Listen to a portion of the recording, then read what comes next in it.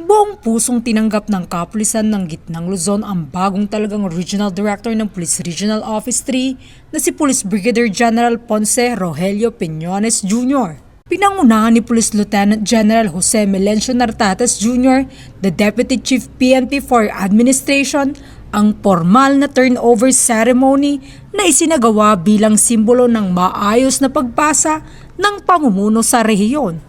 Sa kanyang talumpati, ipinahayag ni Police Brigadier General Piñones ang kanyang hangaring ipagpatuloy at higit pang paigtingin ang mga inisyatiba tungo sa kaayusan at mahigpit na seguridad para sa kaligtasan ng mga mamamayan ng Gitnang Luzon.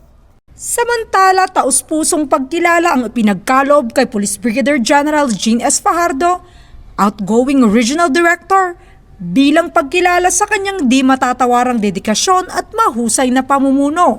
Kabilang sa kanyang mga accomplishments ang matagumpay na pagpapanatili ng kaayusan at kapayapaan sa buong rehiyon, lalo na sa katatapos lamang ng mapayapang halalan. Matapos ang turnover ceremony ay sumabak agad ang bagong upong Regional Director na kung saan nagsagawa agad ng Regional Command Conference upang alamin ang crime status at operational accomplishment ng bawat probinsya.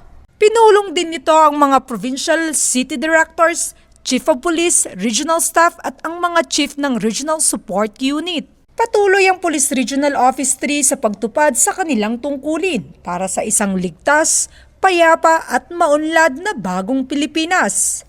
Mula dito sa Central Luzon, ang inyong PNN correspondent, Police Corporal Giselle V. Rivera, alagad ng batas, tagataguyod ng Balitang Pulis.